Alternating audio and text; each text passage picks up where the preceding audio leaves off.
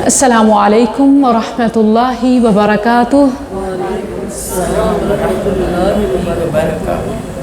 کیسی ہیں آپ سب؟ ٹھیک ہیں؟ اللہ سبحانہ و تعالیٰ اپنے خاص کرم، خاص فضل سے ڈھانپے رکھے، ہر خیر مقدر بنائے، ہر شر سے بچا لے۔ ہم تو ایون یہ بھی نہیں جانتے کہ خیر ہے کیا، شر ہے کیا۔ اللہ جو خیر ہے وہ عطا کر دے اور جو شر ہے وہ ٹال دے۔ اور یہ قرآن کی کلاس، یہ ترجمہ، یہ ہمارے لیے ریمائنڈر ہے، یہ تعلق باللہ اور تعلق بالناس۔ اسلام سوشل ہونا سکھاتا ہے، ایک دوسرے کے ساتھ جڑے رہیں۔ دیکھیں کتنی اپنائیت ہے، جب کوئی ایک نہیں آتی تو پوچھتے ہیں آپ کیوں نہیں آئی تھیں؟ کتنا پیارا یہ جملہ ہے، آپ پچھلی بار نہیں آئی تھی، خیر تو ہے۔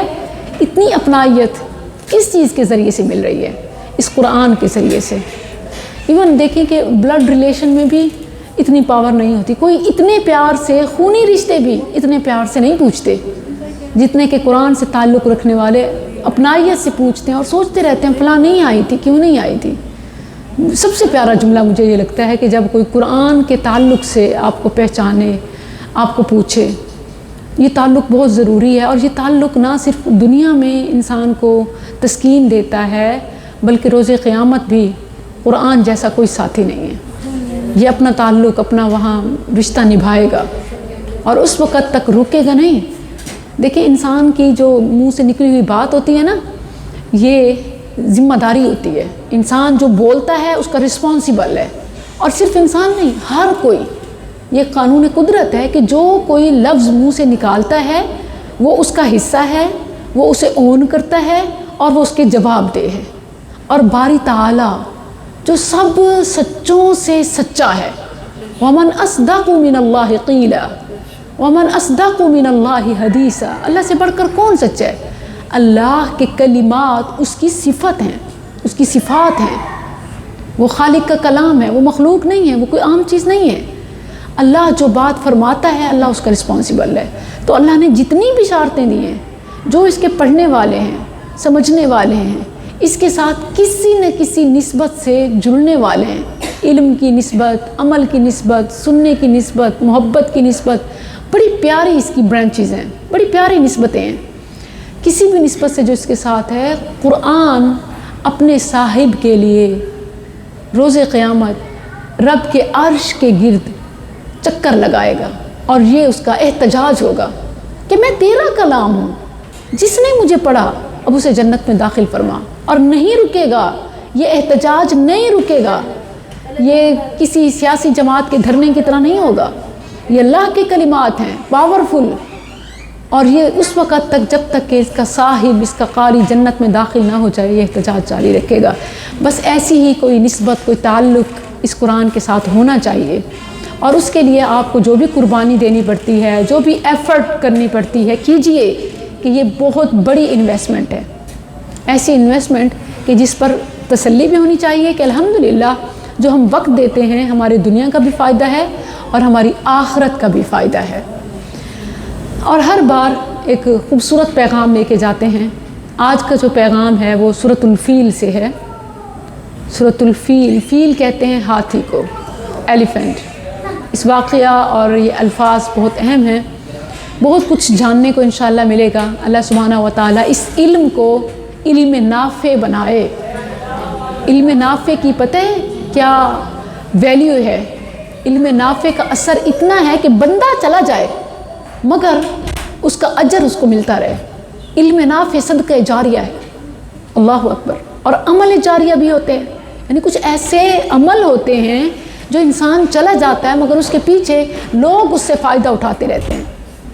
تو کوشش یہ کرنی چاہیے، عقل مند وہ ہے جو اپنے ایسے پیچھے کام جاری کر کے جائے کہ خود تو چلا جائے لیکن اس کو آٹو پہ نیکیاں ملتی رہیں۔ سبحان اللہ۔ نحمده ونصلي على رسوله الكريم، اما بعد فاعوذ بالله من الشيطان الرجيم، بسم الله الرحمن الرحيم۔ ألم تر كيف فعل ربك بأصحاب الفيل ألم فاجعل كيدهم في تضليل وأرسل عليهم طيرا أبابيل ترميهم بحجارة من سجيل فجعلهم كعصف مأكول اللهم صل على محمد وعلى آل محمد كما صليت على إبراهيم وعلى آل إبراهيم إنك حميد مجيد اللهم بارك على محمد وعلى آل محمد كما باركت على إبراهيم وعلى آل إبراهيم إنك حميد مجيد. سورۃ الفیل، ہاتھی، ایلیفنٹ. آپ دیکھیں کہ اگر سائنسی اعتبار سے دیکھا جائے تو شاید ہی ہمیں زیادہ عرصہ دور نہیں اس کی تاریخ ملتی ہو، لیکن اگر قرآن کو دیکھیں تو اس کی تاریخ کتنی پرانی ہے. ایون نبوت سے بھی پہلے، اسلام سے بھی پہلے ہاتھیوں کا ذکر ملتا ہے. اللہ سبحانہ و تعالیٰ نے ایک سورۃ الفیل ہاتھی کے نام سے بنائی. اللہ نے فرمایا الم ترى، اور یاد رکھیں کہ الم ترى کیا آپ نے نہیں دیکھا، یہ صیغہ واحد کا ہے. ترى کیا تو نے نہیں دیکھا، یہ صیغہ واحد کا ہے. خطاب ڈائریکٹ رسول اللہ صلی اللہ علیہ وسلم کو ہے، لیکن قرآن کا اسلوب کیا ہوتا ہے کہ پیغام سب کے لیے ہوتا ہے. الم ترى کیا آپ نے نہیں دیکھا. سلف صالحین، جب سلف صالحین کہتی ہوں تو اس سے مراد کیا ہوتا ہے؟ صحابہ و تابعین، صحابہ و تابعین اور پھر ان کے بعد والے محدثین. الم ترى اس کا معنی لیتے ہیں الم تعلم، کیا آپ نہیں جانتے، اور جمع کر لیتے ہیں یعنی الم تعلموا کہ تم نہیں جانتے. کیوں؟ کیونکہ خطاب آپ کے ذریعے سے باقی سب کو ہے. اس وقت مخاطب اول عرب تھے، انہیں خطاب ہے کہ کیا تم نہیں جانتے اس ہاتھی والے واقعے کو، کہ تم نہیں جانتے. ایسا کیوں کہا جا رہا ہے؟ یہ اس لیے اس وقت کہا جاتا ہے کہ جب وہ کوئی واقعہ بہت مشہور ہو. آپ ایون میں آپ کو پہلے مثال دیتی ہوں. پاکستان بنے 70 سے زیادہ سال گزر چکے ہیں، اور ابھی بھی ہم میں سے کچھ ایسے لوگ ہمارے ہاں ہیں جو اس حالات کے چشمدید گواہ ہیں، اور وہ بتا رہے ہوتے ہیں کہ ایسے ایسے ہمارے ماں باپ نے ایسے ایسے سفر کیا، ایسے ہجرت کی، کیا سچویشن تھی. 14 اگست کو عام طور پر جو ڈاکومنٹریز دکھائی جا رہی ہوتی ہیں، ایسے لوگوں کے انٹرویوز آپ میڈیا پر دیکھتی ہوں گی. تو یہ جو ہے سورت کب اتری تھی؟ یہ سورت اس واقع فیل کے 50 سال بعد اتری تھی، اور یہ رسول اللہ صلی اللہ علیہ وسلم کی ولادت باسعادت سے صرف 50 دن پہلے یہ واقعہ پیش آیا تھا. جس سال یہ واقعہ پیش آیا تھا اس سال کو عام الفیل کہا جاتا ہے. رسول اللہ صلی اللہ علیہ وسلم کی ولادت باسعادت عام الفیل کے سال ہوئی، فیل کے سال ہوئی، عام الفیل کو ہوئی. اور وہ جو بتایا جاتا ہے کہ 571 عیسوی، تو وہ مہینہ جو تمام مفسرین اور مورخین تحقیق کے بعد جو قریب پہنچتے ہیں، حقیقت تو اللہ ہی جانتے ہیں نا، ایگزیکٹ منتھ، ایگزیکٹ ڈیٹ، لیکن جو ایک تحقیق اور تاریخ سے معلوم ہوتا ہے وہ اپریل کا منتھ تھا، اپریل کا مہینہ. اور ایون میں آپ کو ایک انٹرسٹنگ بات بتاؤں کہ آج کی سائنس یہ پروو کرتی ہے کہ اپریل میں پیدا ہونے والے بچے لیڈرز ہوتے ہیں، انقلابی ذہنیت کے ہوتے ہیں. مطلب ان کی ذہانت کو، میری ایک بیٹی جو ہے وہ اپریل میں ہوئی، تو ابھی مطلب اس کی پریگننسی تھی، تو جب ڈاکٹر نے چیک کیا تو اس کی ڈیٹ بتائی کہ اپریل، اور اس نے مجھے اسی وقت مبارکباد دی کہ جس تاریخ میں آپ کی بیٹی ہو رہی ہے، جس مہینے اور جس میں، اس میں جو بچے ہوتے ہیں وہ بہت ٹیلنٹڈ ہوتے ہیں، بہت کچھ کر سکنے کی صلاحیت ہوتی ہے. میں نے پہلی بار یہ ان کے منہ سے سنا تھا، پہلی بار. اور اب جب میں قرآن کریم سے جڑی اور میں نے پڑھا اور رسول اللہ صلی اللہ علیہ وسلم کے بارے میں، پھر مجھے بہت خوشی بھی ہوئی اور حیرت بھی. سائنس اب بتاتی ہے ہمارے رب کا نظام شروع سے ہے. اللہ اکبر. پھر بھی لوگ تسلیم نہیں کرتے. سائنس کہہ دے تو حرف آخر، اللہ کی بات آ جائے تو پھر یہ وہ بہانے کیسے بناتے ہیں؟ اچھا یہ واقعہ، فیل کا واقعہ، یہ جو واقعہ تھا، اصل میں واقعہ کیا تھا کہ ایک ابرہہ نامی بادشاہ تھا یمن کا. ابرہہ یہ نصرانی بادشاہ تھا، عیسائی نصران. اچھا عیسائی کہتے ہیں نا، یہ ورڈ پسندیدہ نہیں ہے کیونکہ عیسیٰ علیہ السلام سے نسبت ہے، لیکن وہ مذمت نہیں ہوتی ہے کیونکہ نصارہ شرک کرتے ہیں. پھر ہم کہہ رہے ہوتے ہیں عیسائی، مگر ذہن میں اور پیچھے ایک مذمت کا انداز ہوتا ہے، اچھا نہیں سمجھ رہے ہوتے. ان کا شرک، ان کا عیسیٰ علیہ السلام کے حوالے سے گستاخانہ رویہ وہ ہمارے ذہن میں ہوتا ہے، لیکن نسبت ہم کیا کر رہے ہیں عیسیٰ علیہ السلام کی طرف. تو ایسی نسبت صحیح نہیں ہے کہ جس میں کسی پیغمبر کی بے ادبی ہو رہی ہو. تلک الرسل فضلنا بعضهم على بعض، اللہ نے انہیں فضیلت دی. اسی لیے صحیح لفظ کیا ہے کہ نصرانی کہیں، عیسائی کے بجائے نصرانی کہیں، یا زیادہ ہیں تو نصارہ اس کی جمع ہے، یوں کہنا چاہیے نصرانی. یعنی آپ کو تو اب ماشاءاللہ اس بات کا علم ہو گیا، آپ احتیاط کریں، اور ایسے ہی علم پھیلتا ہے. اور پھر یہ جو بادشاہ تھا نصرانی، یہ مطلب اس وقت بڑے اثر و رسوخ والا تھا، اور اس کا جو کریکٹر تھا وہ بھی بہت کرمنل ریکارڈ تھا، ایک قسم کا قاتل، اور جیسے ایک حکومت پچھلی گرا کے خود حکومت لینا، اس طرح کا تھا. اس کی سوچ بھی بڑی قاتلانہ اور منافقانہ کفریہ سوچ کا تھا. اس نے دیکھا، جیسا کہ آپ جانتی ہیں اس پہلے پارے میں بھی آپ پڑھ چکی ہیں، کہ اللہ سبحانہ و تعالیٰ نے مکہ کو جغرافکلی پوری دنیا میں سینٹر میں رکھا ہے، لوگوں کے دلوں میں بھی، اور ایون زمینی لحاظ سے بھی جو مکہ پوری دنیا کا وسط ہے. اور آپ کو پتہ ہے سینٹرل جو چیز ہوتی ہے نا وہ دل کی حیثیت رکھتی ہے، اور پوری دنیا کا مفاد اس سے جڑا ہوتا ہے. جو راستے تجارت کے اور جو چیزیں مکہ کو اگنور کر کے وہ حاصل ہی نہیں کی جا سکتی. مکہ کو مرکزی حیثیت حاصل ہے پوری دنیا میں، کل بھی آج بھی.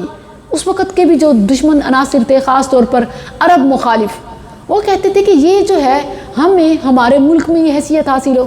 جس طرح لوگ مکہ کے لیے، کعبہ کے لیے بڑے شوق سے جاتے بھاگتے ہیں، کیوں نہ ہم کوئی ایسا ماڈل اپنے ملک میں، اپنے شہر میں بنا لیں، اور لوگ پھر یہاں کا حج عمرہ کریں، ہماری تجارت، ہماری لوکیشن ہماری پاپولر ہو. تو اس ابرہہ نامی نصرانی نے ایک گرجا گھر، ایک کلیسا کعبہ کی طرز پر یمن میں بنوایا، اور اس کا ارادہ کیا تھا کہ لوگوں کو یہ دعوت دیتا کہ وہاں جانے کے بجائے اسی کی زیارت کے لیے آ جاؤ اور اسی کا حج کر لو. لوگوں نے بالکل، اب دیکھیں جسے اللہ عزت دے اسے کوئی نہیں اس سے چھین سکتا یا لے سکتا یا کسی اور کو دے سکتا. اس نے بڑی کوشش کی، اس نے اس کا نام الکلیس رکھا اپنے لحاظ سے، الکعبہ سے الکلیس رکھا، لوگوں کو مجبور کرتا کہ وہ یہاں آئیں، اس کا طواف کریں. حتیٰ کہ اچھا اس کا یہ سب کچھ کیوں کر رہا تھا؟ دنیا کے مفاد کے لیے. لوگوں کی توجہ مکہ سے، کعبہ سے ہٹا کر اپنے ملک، اس کے یہ سب چیپ بالکل گھٹیا قسم کے مقاصد تھے. لیکن بات بہانے بنتے ہیں. ظاہر ہے جو بندہ بری ہوتا ہے تو اللہ سبحانہ و تعالیٰ لوگوں کے دلوں میں ڈال دیتا ہے. جس کے دل میں کعبہ کی محبت تھی وہ کیسے گرجا سے محبت کر سکتے تھے؟ بعض مورخین لکھتے ہیں کہ کسی نے قضائے حاجت وہاں جا کے الکلیسا میں کر دی، اور کوئی لکھتا ہے کہ کسی نے آگ لگا دی، غلاظت پھینکی یا آگ لگائی. جو بھی ہوا اس کا تو مشن پہلے ہی یہی تھا. اس نے تو اینٹی کعبہ بنایا تھا نا، کعبہ کے مخالف ایک عمارت بنائی تھی. بس اس میں نکلا کہ اب اس وقت تک مجھے یہاں قبول ہی نہیں کیا جائے گا، نہ ہی کوئی الکلیس کو مانے گا جب تک کعبہ ہے. تو کیوں نہ ویسے بھی اشتعال پسند ہوتے ہیں، تو جا کر ہی معاذ اللہ کعبہ کو منہدم کیا جائے، گرایا جائے. اس مقصد کے لیے اس وقت مورخین لکھتے ہیں کہ 60,000 لوگوں کا ہجوم، 60,000. اس وقت جب دیکھیں کہ یمن سے جب کوئی راستے، کوئی آمد و رفت کے ذرائع کچھ بھی نہیں تھا سوائے سواریوں کے، اور عرب تو اونٹ کے نام سے ہی واقف تھے بس، مطلب انہوں نے دیکھا نہیں تھا، نہ ہی ان کے ہاں پائے جاتے تھے ہاتھی. اونٹ نہیں، ہاتھی سے وہ مانوس نہیں تھے. اسی لیے جب انہوں نے پہلی بار دیکھا یمن سے ہاتھی آ رہے ہیں تو انہوں نے نام ہی اصحاب الفیل رکھ دیا اس واقعے کا، کہ ہاتھی والے، اصحاب کمپینینز آف ایلیفینٹ، ہاتھی والے، اصحاب الفیل.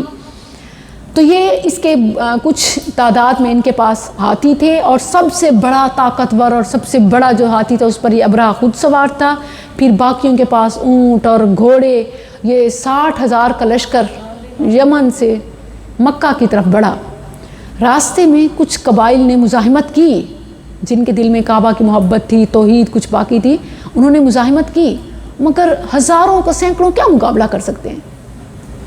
اسی طرح بعض لوگوں نے تو باقاعدہ ڈیل کر لی کہ جیسے راستے میں طائف آتا ہے، مکہ پہنچنے کے لیے یمن سے راستے میں طائف آتا ہے، تو طائف میں مشرکین کا ایک بت لات آباد تھا، وہاں لات کے چاہنے والے بڑے تھے، لات کے پجاری بڑے تھے۔ انہوں نے کیا کیا کہ یہاں سے امن سے گزر جاؤ، ہمارے بت کو ہمارے کچھ کوئی نقصان نہیں ہونا چاہیے، ہم تمہیں راستہ دیتے ہیں، ہم تمہارے ساتھ ہیں۔ وہ اس کے حمایتی بن گئے۔ اللہ اکبر۔ اور اہل مکہ جو مکہ کے باشندے تھے، ان کا حال یہ تھا کہ وہ جان بچانے کے لیے پہلے آئے کعبہ کے صحن میں۔ اب دیکھیں کہ مشکل وقت میں وہ بھی اللہ کو پکارتے تھے، اس وقت آئے اور کعبہ کی اور اپنے گھروں کی سیفٹی کے لیے اپنے کعبہ میں رکھے ہوئے بتوں سے نہیں بلکہ اللہ سے مدد مانگی کہ اللہ اب تو ہی اپنے گھر کا۔ اب کیوں یہ چیز آ رہی ہے؟ اس لیے کہ اسی کے طفیل تو کھا پی رہے تھے، کعبہ کے نام سے کچھ سے تو فائدے اٹھا رہے تھے۔ پیچھے آپ نے سورۃ قریش میں بھی پڑھا کہ انہیں کعبہ کی وجہ سے کتنے فائدے تھے، جہاں جہاں سفر کرتے تھے لوگ ان کو عزت کی نگاہ سے دیکھتے تھے، اور ان کا نام ہی امن کا نشان تھا۔ لإیلاف قریش ایلافہم رحلۃ الشتاء والصیف فلیعبدوا رب ھذا البیت۔ یہ دونوں صورتیں آپس میں بڑی گہرا تعلق ہے، اسی لیے بعض صحابہ ان کے درمیان میں بسم اللہ بھی نہیں پڑھا کرتے تھے، کیونکہ مضمون مفہوم ایک ہی ہے۔ بہرحال پڑھنا مسنون ہے۔ تو اب دیکھیے کہ جب وہ مانگ رہے ہیں کہ اللہ تو حفاظت کر، صحیح حدیث ہے، ایک صحابی نقل کرتے ہیں کہ رسول اللہ صلی اللہ علیہ وسلم نے فرمایا کہ جب اللہ سبحانہ و تعالیٰ نے ابرہہ کے لشکر کو نشان عبرت بنایا تو اس کے 10 سال، اس واقعے کے بعد 10 سال تک مشرکین مکہ اپنے بتوں کو چھوڑ کر صرف اکیلے اللہ کی عبادت کرتے تھے، کیونکہ انہوں نے اپنی آنکھوں سے دیکھا تھا کہ اس وقت کسی نے نہیں بچایا، بلکہ یہ کعبہ کو بالکل چھوڑ کر کے کوئی اس کی حفاظت کے لیے نہیں تھا، اور اپنے پہاڑوں میں اور دور دراز کے علاقوں میں شفٹ ہو گئے، چھپ گئے غاروں میں۔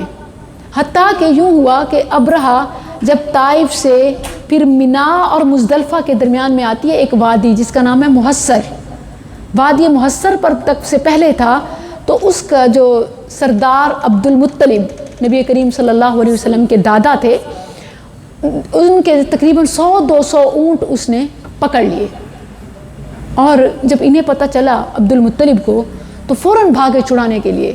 اور ان کی اتنی پرسنالٹی تھی کہ ان کا اثر و رسوخ صرف عرب میں ہی نہیں بلکہ دور دراز ممالک حتیٰ کہ یمن تک ان کا اثر و رسوخ تھا۔ لوگ عبد المطلب کے نام کو ایک حوالے کے طور پر جانتے تھے، بہت اپروچ والے انسان تھے، بڑی پرسنالٹی تھی۔ جیسے یہ پہنچے تو ان کی ایک پرسنالٹی دیکھ کر وہ حیران ہو گیا کہ عبد المطلب آپ آئے، کس لیے آئے؟ اسے لگا کہ شاید کعبہ کے حوالے سے کوئی بات کرے گا، کوئی ڈیل کرے گا، مگر انہوں نے آتے ہی کہا کہ وہ جو میرے اونٹ پکڑے ہیں نا انہیں چھوڑ دو۔ اس کو دھچکا لگا کہ اتنے عرصے سے تم کعبہ کے نام پر تمہیں پتہ ہی نہیں ہے اس کی ویلیو کا، اور ہم جو ہے ہم سمجھ رہے ہیں کہ ہماری کامیابی میں یہ رکاوٹ ہے، اور تم یہاں کے رہنے والے تمہیں قدر ہی نہیں ہے، تم اپنے اونٹوں کے لیے تو آ گئے مگر کعبہ کے لیے نہ آئے۔ اور اس نے اس بات کا اظہار کیا۔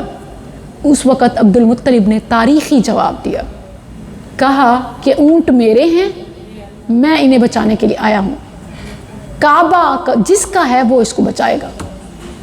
پھر اس نے اس بات کا بڑا تمسخر اڑایا کہ اچھا دیکھ لینا پھر کل کیا ہوتا ہے۔ آگے بڑھا، وادی محصر میں ہی روک لیا گیا۔ اس سے بڑی ایک پیاری حدیث ہے صحیح بخاری کی، نبی صلی اللہ علیہ وسلم ایک بار مکہ کی طرف آ رہے تھے، وادی محصر سے گزرے تو آپ کی قصوہ نامی اونٹنی بیٹھ گئی۔ صحابہ اٹھائیں، اٹھو چلو چلو، اس کو ہانکتے وہ نہ اٹھتی۔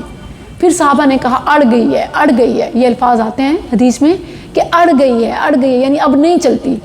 نبی صلی اللہ علیہ وسلم نے فرمایا نہ یہ اڑی ہے اور نہ یہ اس کی عادت ہے۔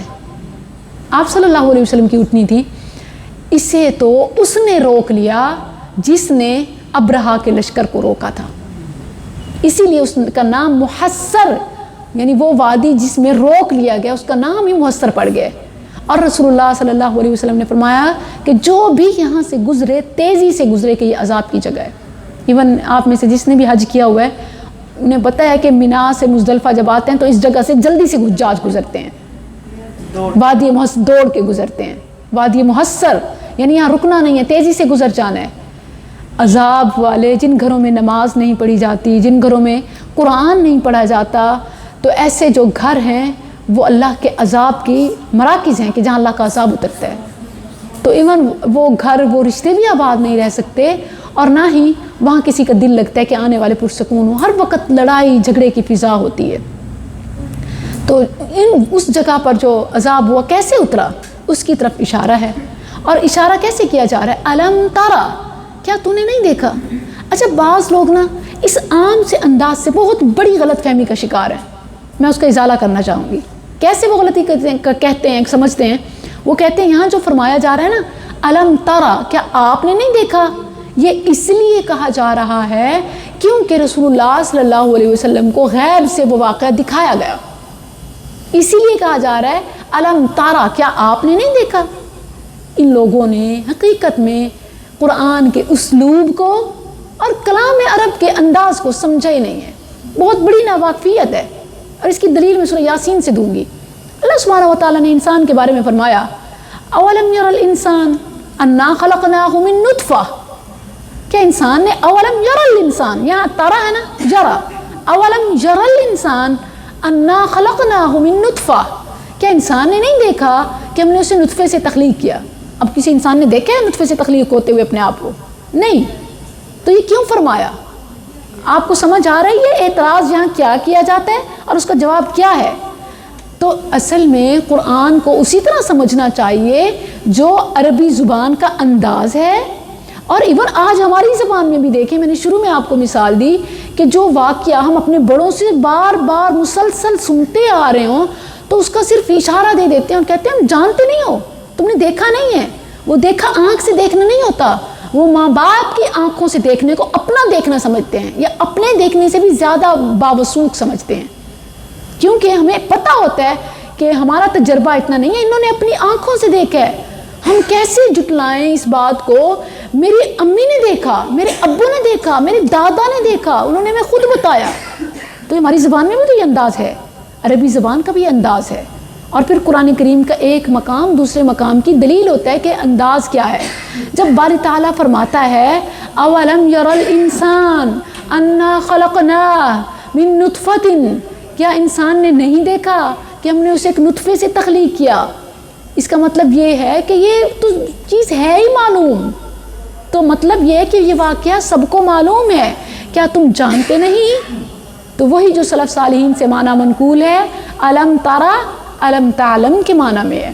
الم تعلم, کیا تم نہیں جانتے؟ کیفا, کیسے, فعل, کیا, ربک, آپ کے رب نے, باصحاب الفیل, فیل والوں کے ساتھ. اصحاب صاحب کی جمع, جیسے کہتے ہیں نا کہ صاحب جی, کیا مطلب ہوتا ہے؟ گھر والا. صاحب کا لفظ کہتے ہیں نا, اپنے ہسبینڈ کا بھی نام لے کے بعد صاحب ساتھ کہتی ہیں. تو کیوں کہتی ہیں؟ صاحب کا مطلب ہوتا ہے والا, جیسے ہماری اردو زبان میں گھر والا کہتے ہیں. تو صاحب البیت گھر والا, باصحاب الفیل کمپینینز آف ایلیفینٹ, اور اسی طرح ہاتھی والے. ان کے ساتھ کیا ہوا کہ تم نے دیکھا نہیں, یعنی تم جانتے نہیں. علم, کیا نہیں, یجعل, کیا اس نے, اللہ نے, کیدہم, قید کا کیا معنی آتا ہے؟ مکر. قید ویسے تو قید تدبیر کے معنی میں بھی آتا ہے, لیکن دیکھتے ہیں کہ جب کسی کی مخالفت میں ہو, کسی کی برائی میں ہو, تو ظاہر ہے وہ مکر سازش ہوگی. اور جب اللہ سبحانہ و تعالیٰ کے ساتھ یہ لفظ آتا ہے تو اللہ سبحانہ و تعالیٰ سازش نہیں تدبیر فرماتا ہے. علم یجعل کیدہم, کیا نہیں کیا اس نے ان کے مکر کو, ان کی سازش کو. وہ کیا سازش کر رہے تھے کہ کعبہ جیسی عزت ہم کو ملے, کعبہ کو ختم کر دیں, اور جو فائدے عرب کو مل رہی ہے, جو عزت مکہ والوں کو ملی ہوئی ہے, وہ ہم کیش کریں.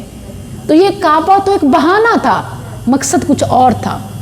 تو کیا اللہ نے ان کے اس سازش کو فی تضلیل گمراہی میں نہیں ڈالا.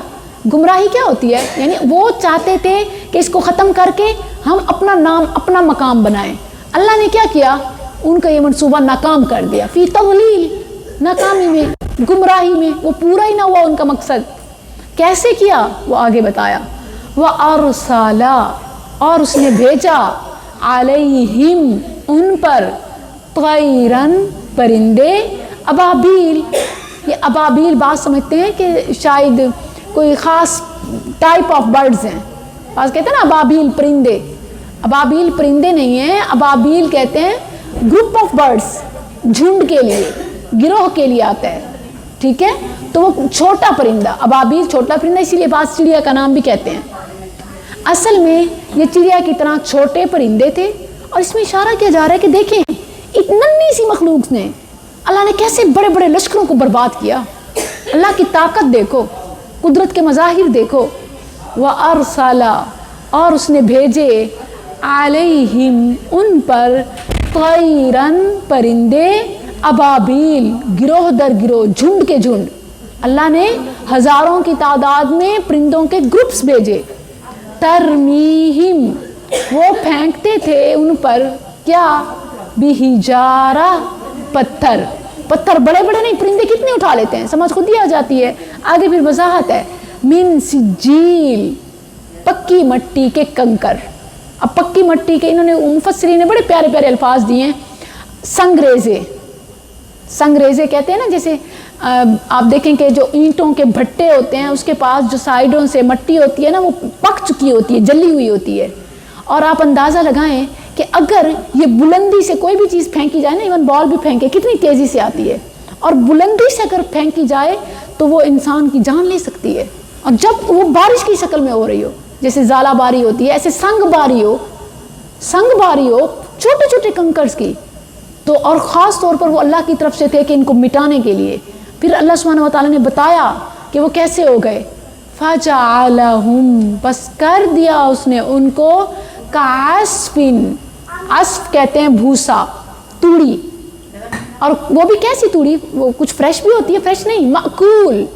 مأکول کس سے؟ کل، اکلا یأکل، مأکول کھایا ہوا. جیسے کھایا بھوسا ہوتا ہے. کھایا بھوسا جو ہوتا ہے جانور کا، جب نکلتا ہے اس کی کیا حالت ہوتی ہے. اب یہ قرآن کریم اور باری تعالیٰ کا انداز تکلم دیکھیں کہ ان کی توہین، ان کی ذبوحالی کو بیان کیا تو کس قدر شائستگی سے کیا. کتنا لطیف پوائنٹ ہے.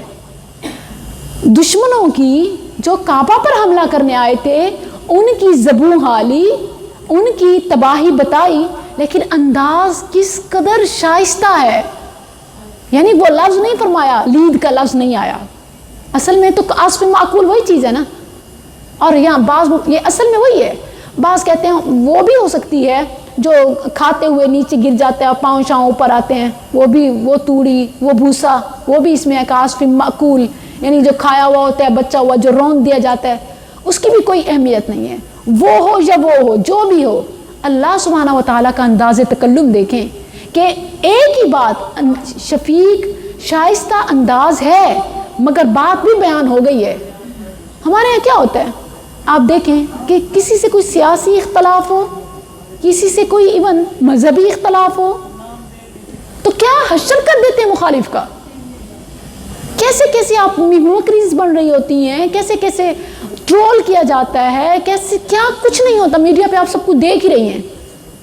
تو اللہ سبحانہ وتعالیٰ دیکھیں کعبہ پر حملہ کی نیت سے آنے والے، چڑھ دوڑنے والے، باری تعالیٰ نے ان کی تباہی کا حال بھی بتایا. تو کیسے بتایا؟ اپنے خالق کو تو دیکھیں.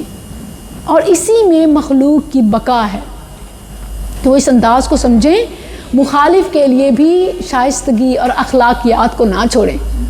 اور ویسے بھی ایک وقت ہوتا ہے کہ آپ کو پتہ ہے کہ یہ سیاسی تو خاص طور پر لوٹے کہا جاتا ہے. جب بھی ان کے مفاد ان کے پاس ہیں تو کیسے پارٹی بدل لیتے ہیں. وہ کل جن کو شیطان تک کہہ دیتے ہیں پھر ان کے ساتھ ہی کھڑے ہوتے ہیں. تو کم از کم اس بات کا لحاظ رکھیں، اگر اپنا ہی دیکھ لیں اور کسی چیز کو نہیں دیکھتے، کسی چیز پر نظر نہیں آتی، تو یہی سوچ لیں کہ کل کو جہاں ہمارا مفاد ہوگا پھر ہم نے وہاں کھڑے ہو جانا ہے. تو ایسی لمبی لمبی نہ چھوڑیں کہ پھر جو کچھ انہیں کہا تھا جب ان کے ساتھ کھڑے ہوں گے تو خود بھی وہی ہوں گے. فَجَعَلَهُمْ كَعَصْفٍ مَأْكُولٍ، کتنے عظیم انداز سے اللہ سبحانہ و تعالیٰ نے اس واقعے کی طرف اشارہ کیا۔ اور دیکھیں یہاں کوئی وہ نہیں کیا گیا، صرف ایک مثال دہرا دی گئی، ایک واقعہ یاد دلا دیا گیا، اور واقعات بڑے بڑے میسیجز دیتے ہیں۔ ایک ہوتا ہے نا